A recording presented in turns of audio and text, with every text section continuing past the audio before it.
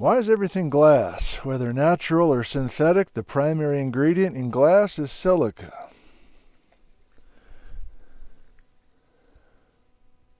$1,300 years old.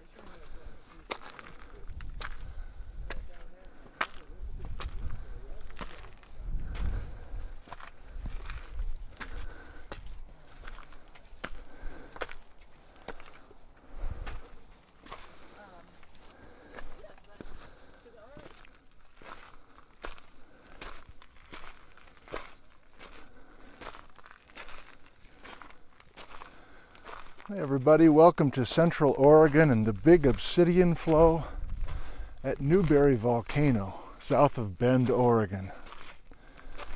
I'm on vacation, and of course I can't stop making these videos.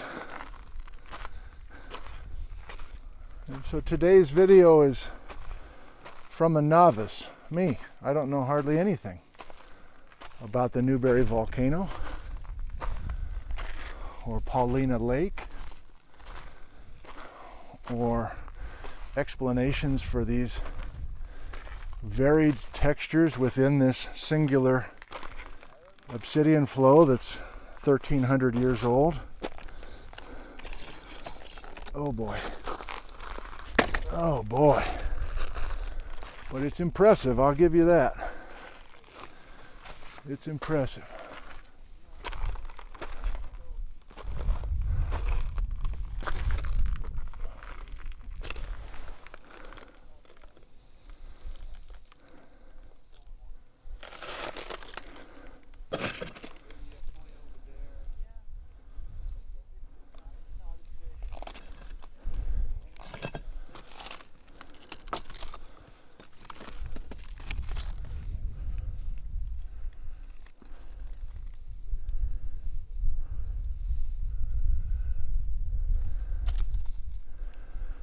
Why is this so varied?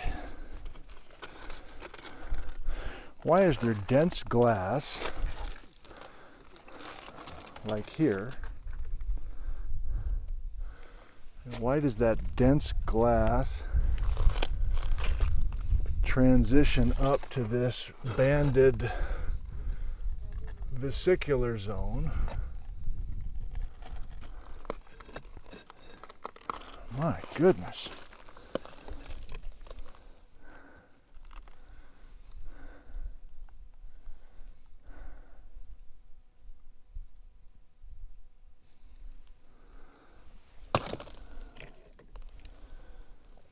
Sure I don't cut myself here. This stuff's beautiful.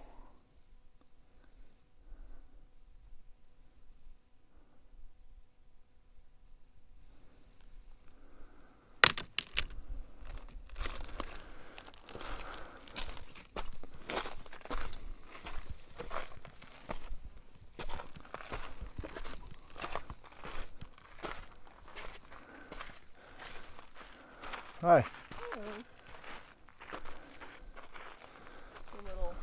Okay.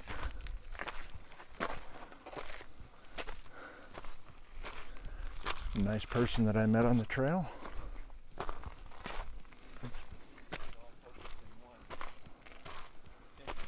I guess she survived Lake Ann.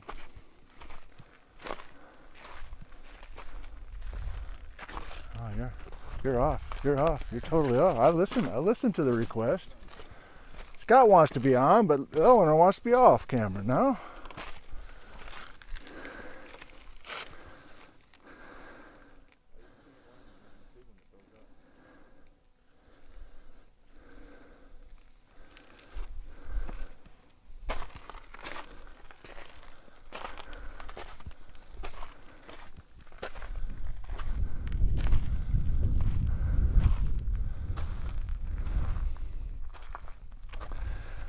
Okay, I'm going to read this placard to you.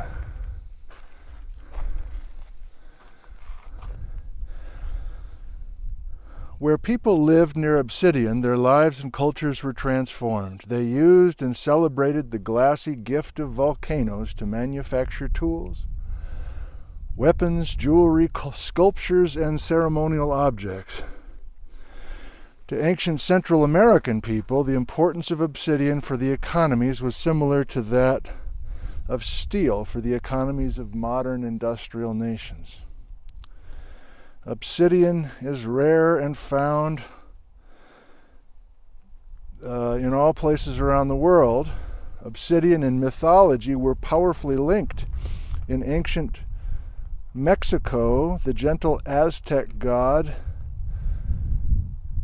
Tilton, or Little Black One, emanated from this obsidian mask, which brought darkness and peaceful sleep to children in their beds.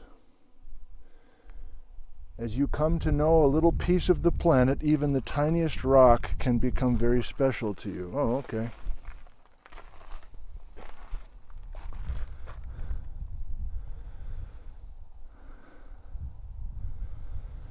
So our friends drove up from Northern California yesterday. They've had some serious wildfire smoke issues, and so they're feeling great to be in such fresh air. Again, we've lucked out in central Washington, so we're meeting them here in central Oregon. I guess that's Lake Paulina, sitting inside of the Newberry caldera. Okay, well, let's do it. At least I know a little bit about this. Can you see on the horizon there's a couple of stratovolcanoes of the Cascades? Okay, well that's subduction, the Cascadia subduction zone. Most of you know all about that from past programs of mine and certainly other learning that you've done over the years. But this Newberry volcano, I guess technically is in the Cascades, but it's a little bit off trend. It's a little bit further to the east. And obviously there's a different story here. What do you mean obviously? Well, if you look at a map of Newberry Volcano, the first thing that strikes you is that there's a circular caldera, and we're in the caldera now. We're in the Newberry caldera. So you're like, oh, caldera, you mean like super volcano? Well, kind of, although I start to lose it a little bit. What are the votes that we're in a super volcano here at Newberry? Well, we have a circular caldera, and we have all of this extremely high silica lava rock, rhyolites, and yes, this obsidian is essentially rhyolite, although it certainly doesn't look like it. You know what rhyolite looks like generally, don't you? Rhyolite generally is pink colored. Let me get out of my own shadow here. So this obsidian is a bit of a mystery to me, I gotta say. I'm sure it's all been worked out, but I have not learned why high silica, let's say 75% silica magma, extrudes sometimes in this incredibly glassy nature. And why isn't everything just a why isn't everything here a pyroclastic flow?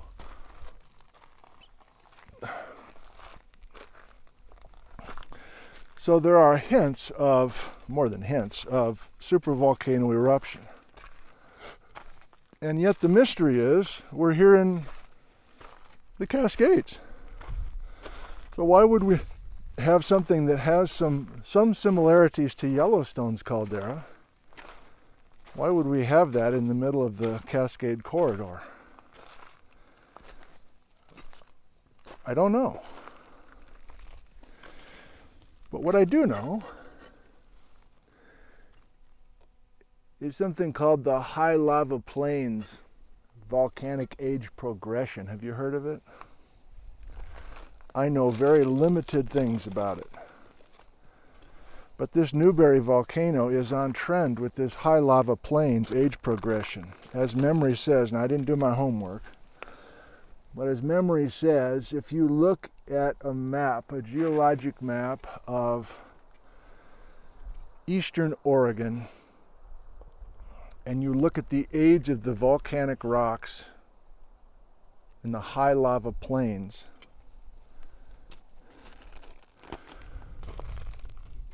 The rocks in extreme southeastern Oregon are generally about 10 million years old. And then as you start driving from extreme southeastern corner of Oregon across the high lava plains, you're driving northwest now. You're driving to Bend. Just imagine a road coming right down the guts, right up the guts of the high lava plains.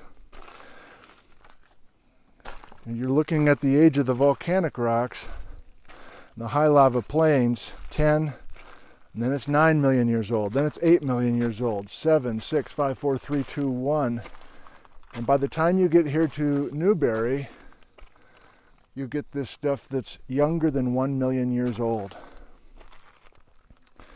You can Google it to double check me, but I think the major explosion to create this Newberry caldera, I think I read this morning, was 75,000 years ago. The point is, easily much younger than 1 million years ago. And again, this big obsidian flow is laughably young.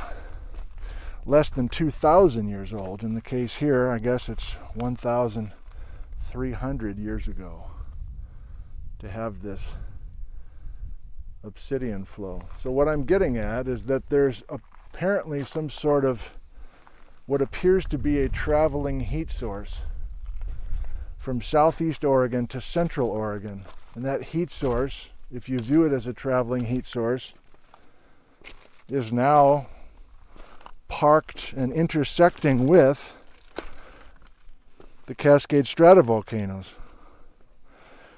So is Newberry kind of a mixture of Cascade lavas and supervolcano lavas because of the intersection of a moving heat source in the Cascadia subduction zone? I'm asking. I don't know. And why would we have a traveling heat source? Well, is this a hotspot thing again? I need to learn, but stuff that I've read and seen, I'm not totally sure how to explain this age progression of the high lava plains, terminating with the youngest stuff here at Newberry. Oh my goodness, look at this stuff.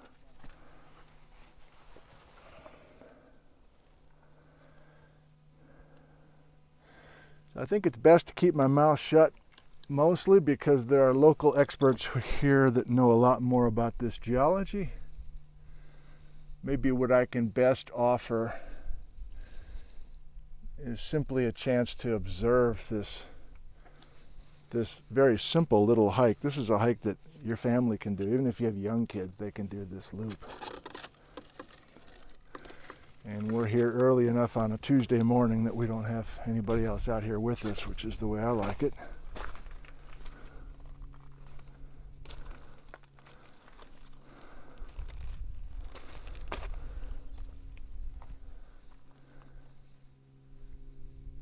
wonder if he did that because the Aztecs, when it was time to take the heart out. Well, we got Scott lecturing about the Aztecs now. I'm missing out.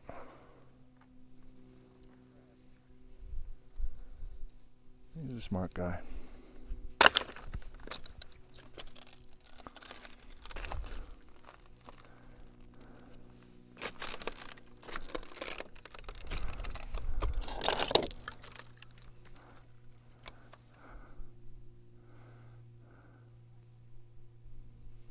I think people have been working hard to develop a chemical fingerprint for Native American tools, especially those made of this black obsidian, and been able to pinpoint how far traveled some of those arrowheads were. I don't know anything about that, but I'm thinking about it for the first time, and as many of us do, trying to take new information and fold it in with things that we already are familiar with.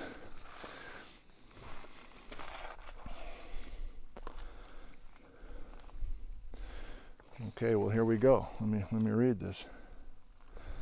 Obsidian was money. It bought valuable goods such as fish, shells, and roots. tracing tools to their origins. As original as a fingerprint, each obsidian flow has its own chemical signature different from any other flow. Using laboratory techniques, artifacts are matched to their place of origin. Big obsidian flow artifacts have been found hundreds of miles away. Okay, hundreds of miles. Do you know of obsidian that could have been a source for some indigenous tools for folks in the Midwest? I can't think of a place besides some of these glass obsidian locations out here. Yeah, I just got to shut up and start just showing you some of this stuff. How about I just shut up for a second?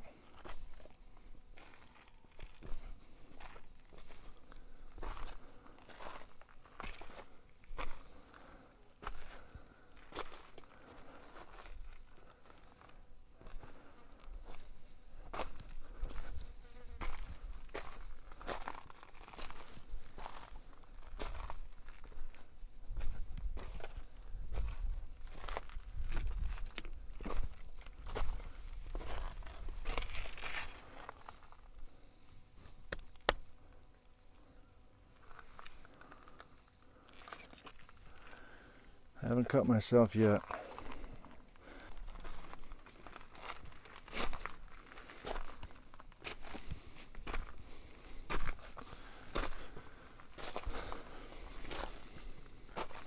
So presently, I'm confused about the Newberry Volcano.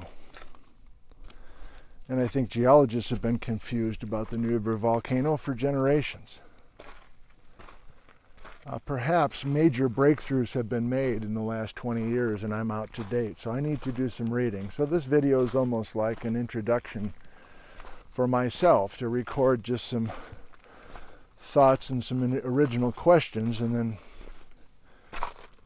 that's the power of YouTube. I often get leads and tips and papers emailed to me, and I'm grateful for all the help, and I just kind of follow the breadcrumbs that are suddenly in my lap.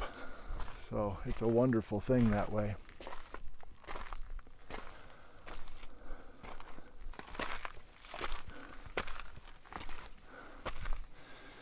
I'm sure this has been studied very carefully. I'm sure there's wonderful scientific papers to share. I haven't done my homework. I don't know. I didn't even know we were going here until last night. We were talking about what we wanted to do. We're staying in Bend, in a little neighborhood. And so this is one of those videos where I'm a visitor. I have more questions than I have answers.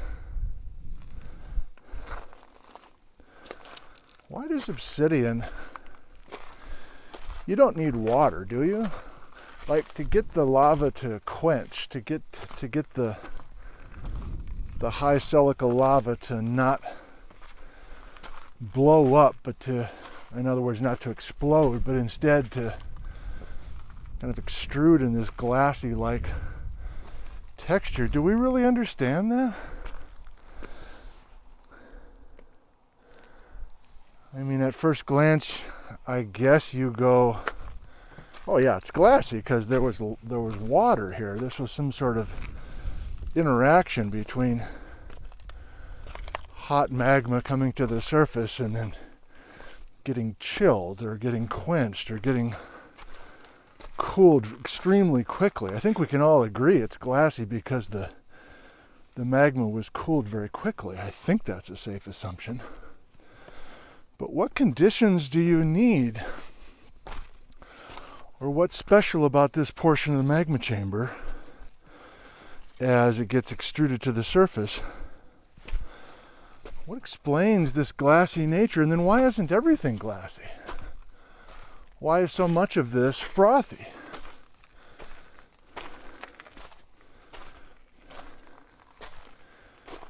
And you're like, oh, come on, what are you doing? You're posting a YouTube video. You're a geologist. Aren't you supposed to tell us? Yeah, I guess I'll tell you eventually, but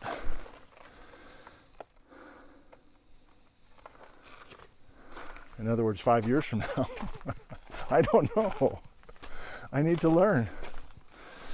And I know there's a volcanic group, a volcanology research group at Oregon State in particular, in Corvallis, who probably have all sorts of great work on this Newberry system, this Newberry Volcano system. And maybe others. I haven't taken any time to learn that stuff. But I'm officially interested now. How can you not be? Walking across this very impressive flow.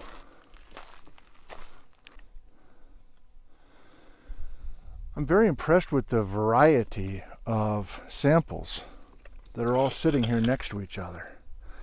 Let me try to grab a few and just show you some close-ups. So it's not just a mound of black glassy rock as one would expect, I guess as I expected. This is all part of this 1,300-year-old obsidian flow,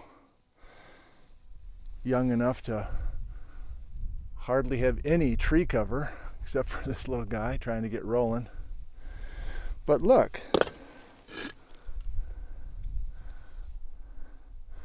Look at all these textures and variations of black and white, all part of this singular eruption. I guess it's a singular eruption.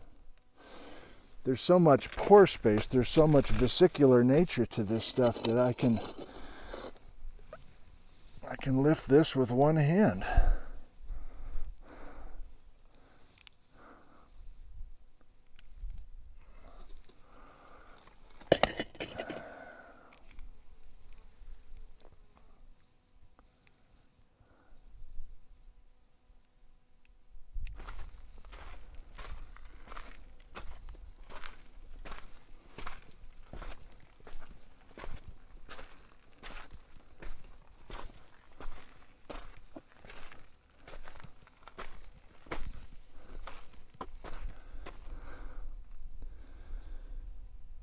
To me, that's really interesting. I assume, although I'm not sure, that everything was forested here prior to the eruption of this big obsidian lava flow 1,300 years ago, and here comes this obsidian flowing, incinerating trees, and you can see this very clear flow edge. If you go to Google Maps, Google Earth, I'm sure it just is truly astounding. But I'm reporting here on the ground level, it's just as, boy, it's just rare to see the end of a lava flow like that. So abrupt and so clear. And I think a big reason that it's so visible is because of the viscosity of that flow. This isn't some watery thing that's kind of pinching down to nothing. It seems to me this is a very abrupt edge because of the stickiness of that lava. That must have been quite a sight. And come on now, if we're less than 1,500 years ago, of course we have Native Americans here now. This is not one of those where we're 20,000 years ago and wondering if any humans ever witnessed this. I mean, this is, I'm sure folks are living here at this time. Boy, what an experience.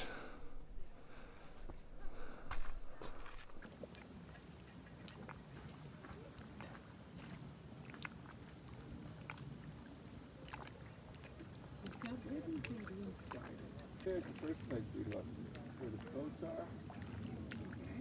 There, I don't think we... Of course, he'll swim in anything.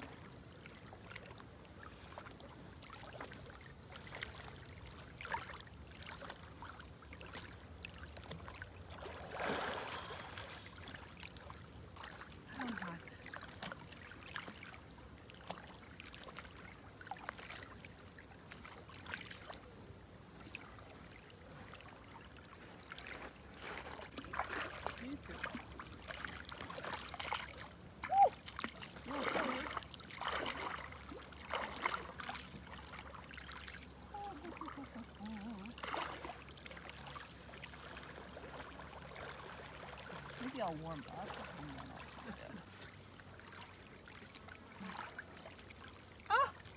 warm. I know, it gets better. Gets better. Ow! You can do it, Ella. That hurts. Warm, warm, warm.